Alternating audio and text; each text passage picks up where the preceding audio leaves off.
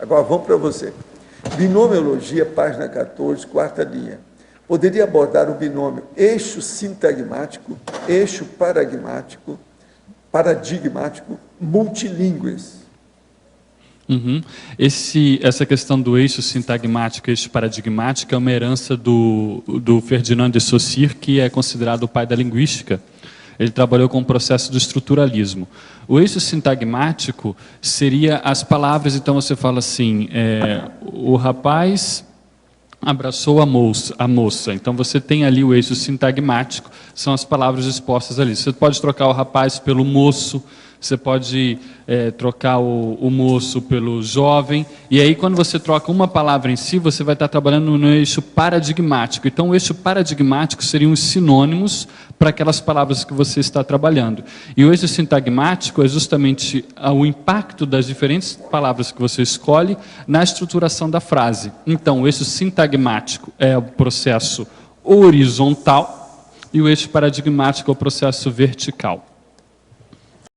Quando de passagem aqui em Curitiba, e ele estava estarrecido com a quantidade de palavras em inglês presentes em todos os cantos, ruas e lugares. Ele disse naquela época que em 5 anos todos estariam falando inglês aqui no Brasil. De que modo conviver pacificamente com tantos estrangeirismos considerados chiques aqui no Brasil? Não estamos sendo invadidos linguisticamente?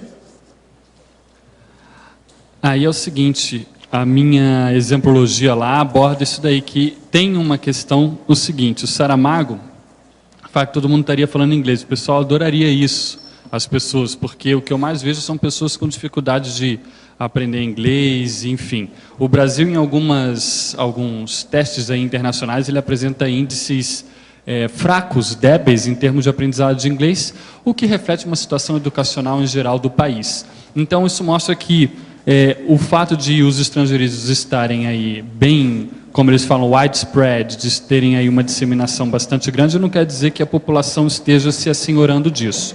Existem os estrangeirismos enriquecedores, como eu falo lá na exemplologia, mas existem também os empobrecedores, que são usados sem critério, que são usados muitas vezes, depende da área do conhecimento em que eles são usados. Por exemplo, na área de publicidade, de marketing, eles usam os estrangeirismos para criar um efeito, às vezes de glamour, um efeito de venda, e com isso eles conseguirem o retorno que pretendem. Mas aí você tem vários, por exemplo, você vê na área dos negócios, eles usam muito market share, em vez de fatia de mercado.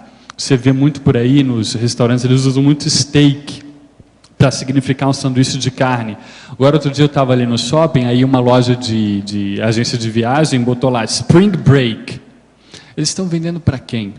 Então, às vezes o povo que vai lá, a classe C que vai lá comprar Spring Break, o que é isso, Spring Break? Então, você vê que são coisas, o mais comum é você ver off, ou então sale, né, o sale, em vez de colocar liquidação, bota fora, queima de estoque, tem vários outros.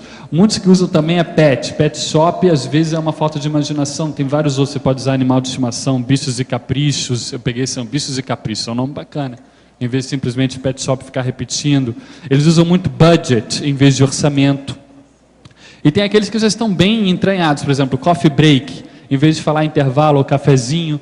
Tem workshop, em vez de falar oficina, ateliê também, mas aí é um galicismo. Isso daqui são só alguns, nem todos são verdadeiramente empobrecedores, mas para mostrar essa situação. Delivery, por exemplo, o pessoal usa muito. O processo é a internet, não tem saída.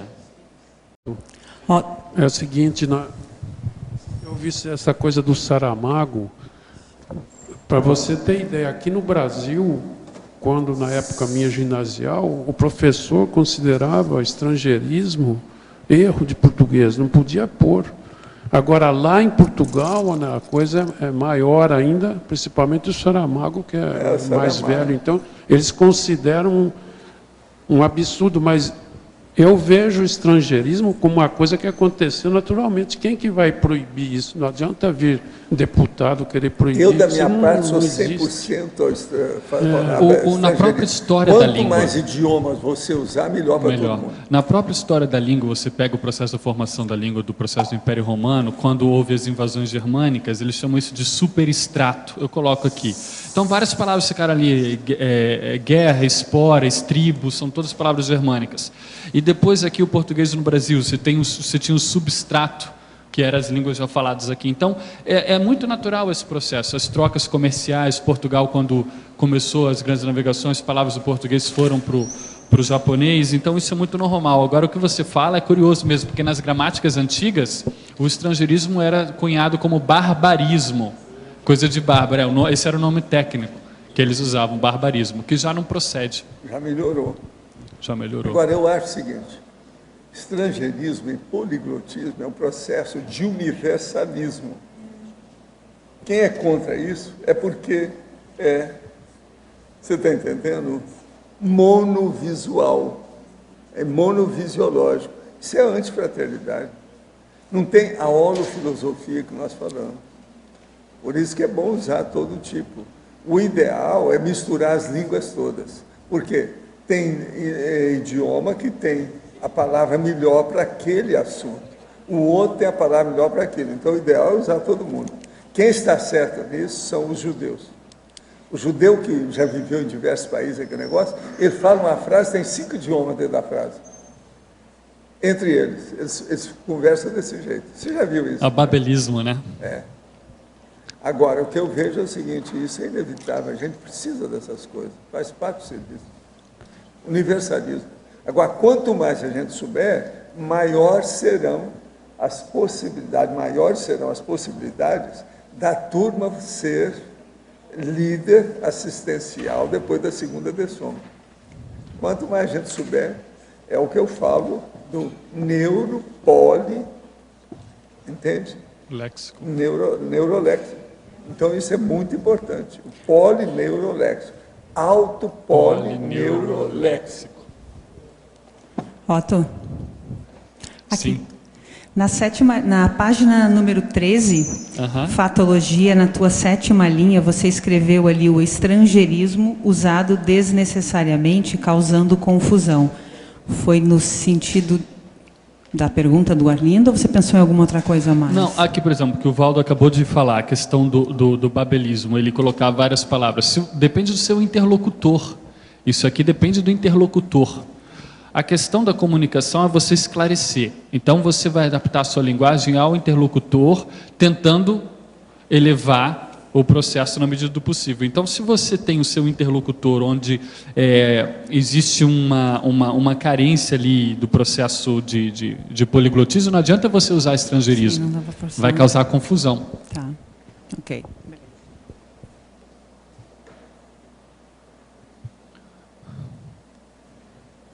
Se ninguém tiver pergunta, tem mais uma. Vamos lá. Eu ia te vamos lá. perguntar se não tinha mais uma. Na mesma fatologia, de baixo para cima, na 3ª linha de baixo para cima, você trouxe a história mundial contada por estrangeiros. Estrangeirismos, perdão.